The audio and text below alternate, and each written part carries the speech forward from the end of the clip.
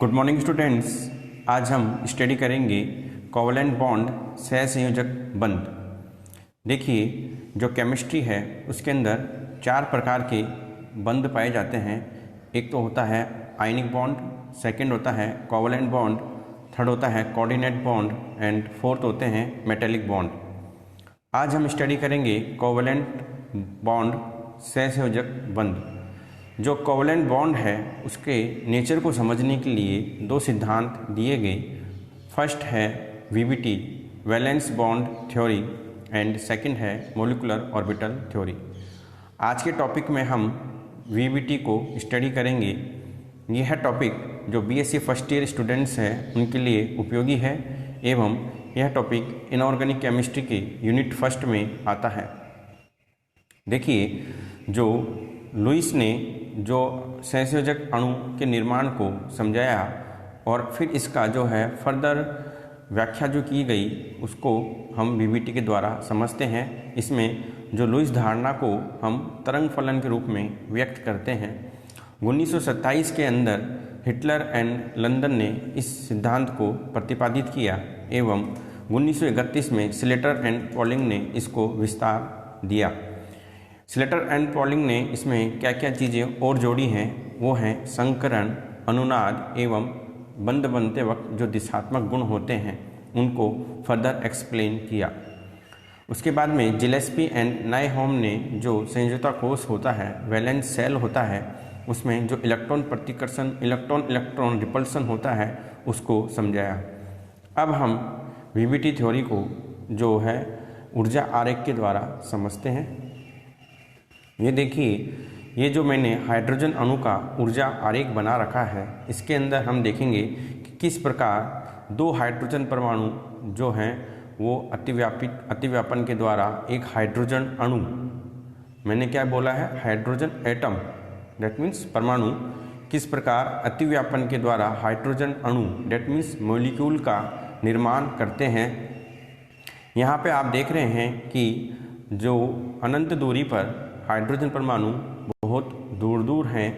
जब ये एक दूसरे के पास में आना प्रारंभ करते हैं तो भिन्न भिन्न प्रकार के आकर्षण एवं प्रतिकर्षण बल लगना प्रारंभ हो जाते हैं। अब आप देखेंगे कि यहाँ पर जब बंध लंबाई r बराबर 0.74 एंगस्ट्रॉम है, उस वक्त इन दोनों हाइड्रोजन परमाणुओं के मध्य में क्या होता है, अतिव्यापन होता है। और यहाँ पर जो आकर्षण एवं प्रतिकर्षण जो बल है वो क्या होते हैं, लगभग समान होते हैं। कहने का मतलब है कि इस टाइम जो दोनों परमाणु हैं उनके नाभिक जो हैं वो क्या है, साम्य अवस्था में है।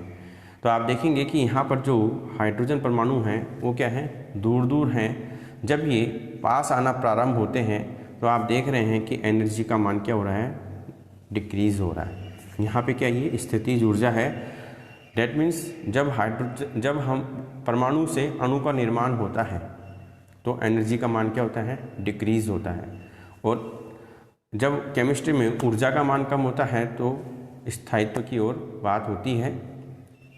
तो बंध लंबाई r बराबर 0.74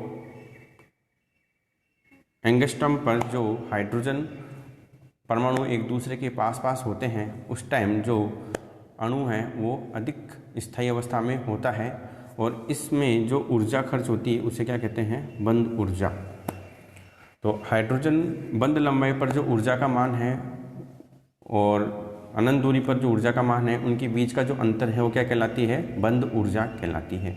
अब देखिए, अगर बंध लंबाई से भी कम दूरी अगर दोनों नाभिकों के बीच में होगी तो प्रतिकर्षण बल प्रारंभ हो जाता है एवं अणु की जो ऊर्जा है वो क्या होने लगती है, बढ़ने लगती है और अणु अनस्टेबल हो जाता है। अब हम समझते हैं बंध लंबाई की डेफिनेशन। देखिए, बंध लंबाई क्या होती है, नाभिकों के मध्य की वह साम्य दूरी जहाँ पर नाभिकों पर लगने वाला आकर्षण बल एवं प्रतिकर्षण बल समान हो जाते हैं एवं नाभिक जो है न्यूनतम स्थितिज ऊर्जा पोटेंशियल एनर्जी में पहुंच जाते हैं। वह दूरी दोनों परमाणु के बीच में जो दूरी है वो क्या कहलाती है भाई, बंध लंबाई कहलाती है। उसके बाद में हम देखेंगे कि जो सहसंयोजक बंध बनता है वो क्या होता है, परमाणु के मध्य में अतिव्यापन, डेट मीन्स ओवरलैपिंग होने से बनता है। यहाँ पर जो है दोनों आयनों के मध्य, दोनों परमाणुओं के मध्य में कोई आकर्षण बल, स्थिर विद्युत आकर्षण बल नहीं पाया जाता। यह स्थिर विद्युत आकर्षण बल किस में मिलेगा, आयनिक बंध में मिलेगा। यहाँ पर क्या हो रहा है, इलेक्ट्रॉन युग्म का पेयरिंग हो रही है, डेट मीन्स साझा हो रहा है। और ये जो अतिव्यापन है, ओवरलैपिंग है, ये एक परमाणुविक कक्षकों के मध्य में भी हो सकती है और एक संकरित कक्षकों के मध्य भी हो सकती है। अगर एटॉमिक ऑर्बिटल्स के बीच में ओवरलैपिंग होती है तो हम उसको अभी डिटेल से समझेंगे। एवं लेकिन जब संकरित कक्षकों के मध्य में ओवरलैपिंग होती है तो जो बंध है वो अधिक मजबूत बनते हैं और दिशात्मक होते हैं। लेकिन ओवरलैपिंग की शर्त है कि जो कक्षक हैं उनमें अनपेयर्ड इलेक्ट्रॉन होने चाहिए, अयुग्मित इलेक्ट्रॉन होना जरूरी है। अगर पूर्ण पूरित कक्षक हैं उनके बीच में ओवरलैपिंग नहीं होगी। और अगर कक्षकों में आद्य अवस्था, डेट मीन्स ग्राउंड स्टेट में अगर ऑर्बिटल्स में पेयर्ड इलेक्ट्रॉन है तो वे संकरण के माध्यम से जो है अयुग्मित इलेक्ट्रॉन युक्त संकरित कक्षकों का निर्माण करते हैं और फिर एक अणु का निर्माण होता है। आइए हम जो अतिव्यापन है एवं जो संकरण है उसको हम डिटेल से उदाहरण सहित समझते हैं। ये देखिए SS अतिव्यापन। इस SS अतिव्यापन के द्वारा मैंने हाइड्रोजन परमाणु से हाइड्रोजन अणु के निर्माण को समझाया है। यहाँ पे आप देखेंगे कि जो हाइड्रोजन का इलेक्ट्रॉनिक विन्यास होता है वो होता है 1s1। तो हाइड्रोजन में कौन सा कक्षक होता है, S कक्षक होता है। जब दोनों S कक्षक, दोनों में क्या है, अनपेयर्ड इलेक्ट्रॉन है, अयुग्मित इलेक्ट्रॉन है। और जब दोनों ही इलेक्ट्रॉन्स, ये दोनों ही SS कक्षक SS अतिव्यापन करते हैं तो हाइड्रोजन अणु का निर्माण होगा। और यहाँ पर क्या हो रहा है, इलेक्ट्रॉन, दोनों इलेक्ट्रॉनों का जो ओवरलैपिंग जोन है वहाँ पे मैंने बता रखा है 2 इलेक्ट्रॉन्स हैं और वहाँ पे इलेक्ट्रॉनों का, 2 इलेक्ट्रॉन युग्म का क्या हो रहा है, साझा हो रहा है, पेयरिंग हो रही है। उसके बाद में नेक्स्ट अतिव्यापन है sp अतिव्यापन। sp अतिव्यापन को हम हाइड्रोजन फ्लोराइड के उदाहरण से समझते हैं। यहाँ पर जो S कक्षक है वो है हाइड्रोजन का एंड P कक्षक है फ्लोरीन का। तो जब S और P कक्षक के बीच में ओवरलैपिंग होती है तो उसे हम क्या कहते हैं, sp अतिव्यापन कहते हैं। दोनों में क्या हो रहा है, सिग्मा बंध का निर्माण हो रहा है। अब नेक्स्ट है P कक्षक अतिव्यापन। देखिए अगर P कक्षक जो हैं वो अगर सम अक्षीय कोएक्सियल अतिव्यापन करते हैं तो उससे सिग्मा बंध बनता है। एवं अगर P कक्षक समपार्श्वीय कोलैटरल ओवरलैपिंग करते हैं तो उससे पाई बंध का निर्माण होता है। आप ये एग्जाम्पल देख रहे हैं। हम एग्जाम्पल ऑक्सीजन का ले सकते हैं। जो ऑक्सीजन है, दोनों ऑक्सीजन परमाणु के मध्य में डबल बॉन्ड होता है जिसमें एक तो होता है सिग्मा बंध और दूसरा होता है पाई बंध। आप यहाँ देख रहे हैं कि P कक्षक और P कक्षक के सम अक्षीय अतिव्यापन होने से सिग्मा बंध का निर्माण हो रहा है एवं P कक्षक के समपार्श्वीय अतिव्यापन से पाई बंध का निर्माण होता है। ये और डिटेल्ड डायग्राम है। उसके बाद में हम देखेंगे सिग्मा एंड पाई बॉन्ड में अंतर। तो ये जो सिग्मा एंड पाई बॉन्ड है ये किस में मिलते हैं, कोवलेंट बॉन्ड में ही मिलते हैं। आयनिक बंध में ये बंध नहीं पाए जाते। सिग्मा बंध एवं पाई बंध में अंतर आपके आ सकता है। मैंने अभी एक ही अंतर बताया है, कम से कम 5-6 अंतर होते हैं, वो आपको नोट डाउन करने हैं। उसके बाद में है संकरण। अभी हमने देखा कि अतिव्यापन जो है, जो एटॉमिक ऑर्बिटल्स में ओवरलैपिंग है उसके माध्यम से भी बनता है, उसके माध्यम से भी होता है और कोवलेंट बॉन्ड का निर्माण होता है। लेकिन अगर संकरित कक्षकों के मध्य में ओवरलैपिंग होती है तो उससे अधिक मजबूत बंधों का निर्माण होता है, अधिक मजबूत सहसंयोजक बंध का निर्माण होता है। तो हाइब्रिडाइजेशन की डेफिनेशन क्या है, लगभग समान ऊर्जा लेकिन भिन्न आकृतियों के कक्षक, डेट मीन्स ऑर्बिटल, अपनी ऊर्जा तथा इलेक्ट्रॉन अभ्र का पुनर्वितरण कर उतनी ही संख्या में समान ऊर्जा एवं समान आकृति के नए कक्षक बनाते हैं। इन कक्षकों को संकरित कक्षक कहते हैं एवं इस प्रोसेस को हाइब्रिडाइजेशन कहते हैं। आइए हम डिफरेंट टाइप्स के हाइब्रिडाइजेशन को समझते हैं। ये कुछ पॉइंट्स हैं हाइब्रिडाइजेशन के जिसको फॉलो करना ज़रूरी होता है।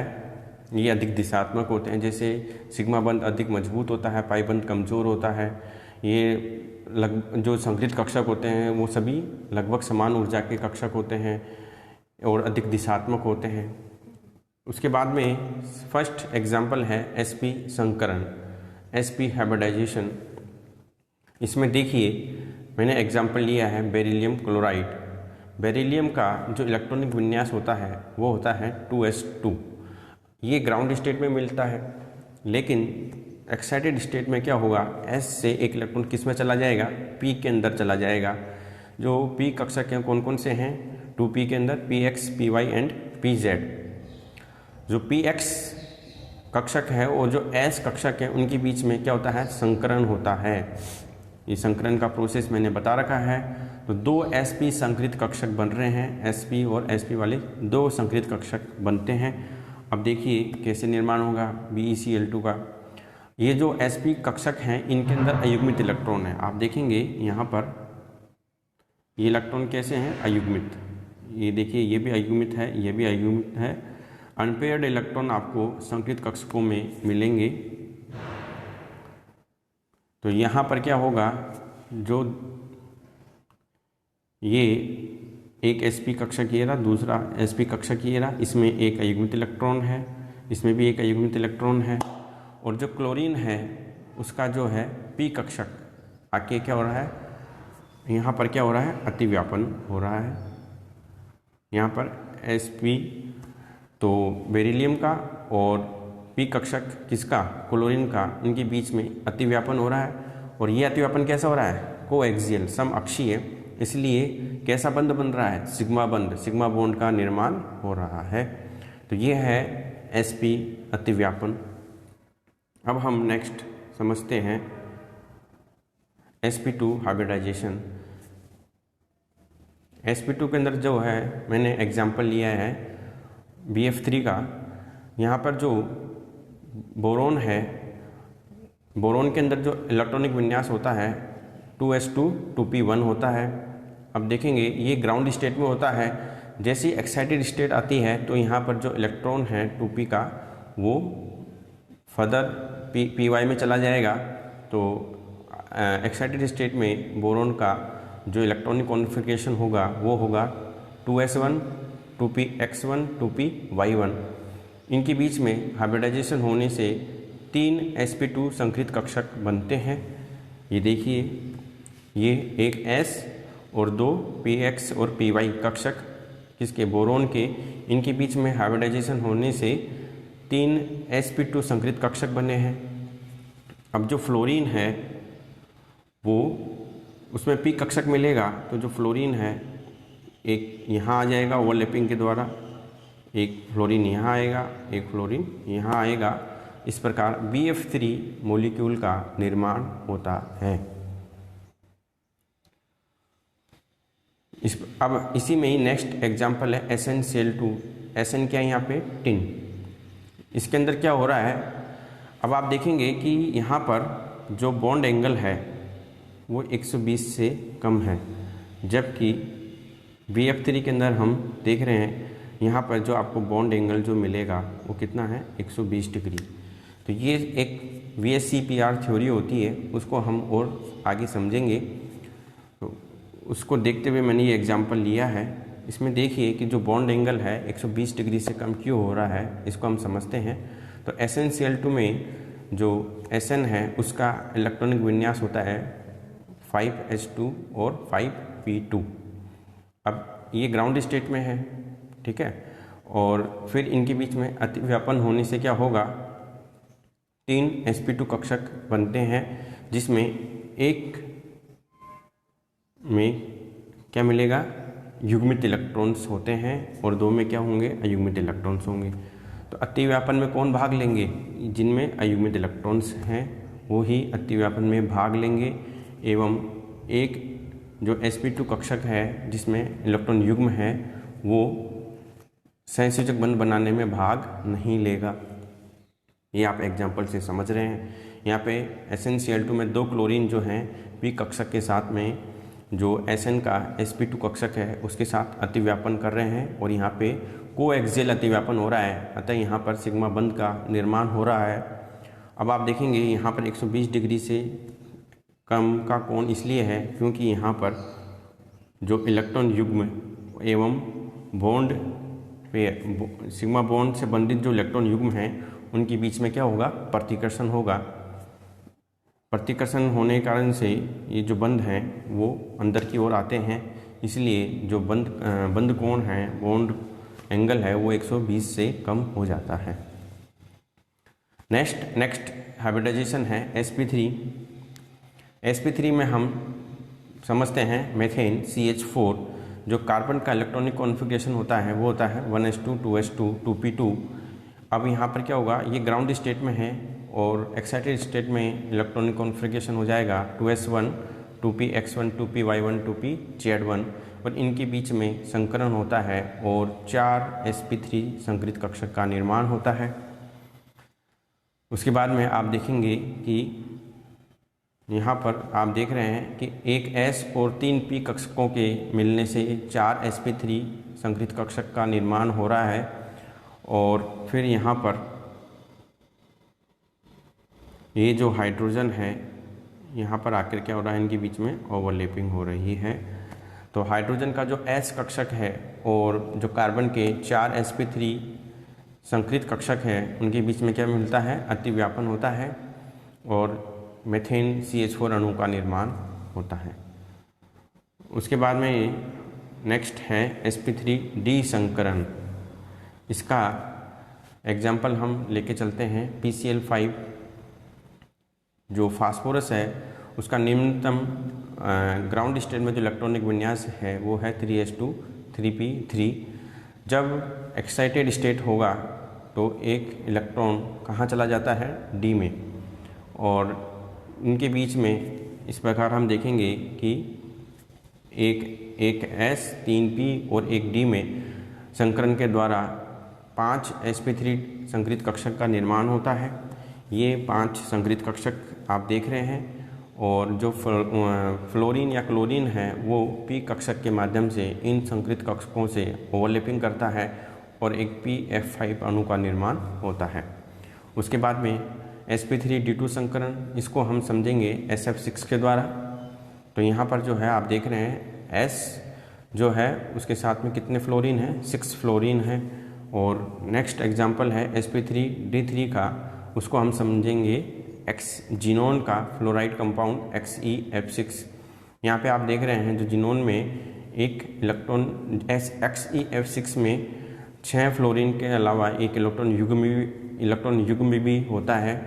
तो इसकी जो संरचना है वो विकृत अष्टफलकीय ज्यामिति होती है और यहाँ पर जो है जो फ्लोरीन है उसका P कक्षक और जो जीनोन है उसका sp3 D3 कक्षक जो है उनके बीच में अतिव्यापन होता है। अतिव्यापन में देखिए आप, एक तो एक्सियल फ्लोरीन भी है, एक है इक्वेटोरियल फ्लोरीन। तो ये कुल संकरण के टाइप्स हैं। Thank you.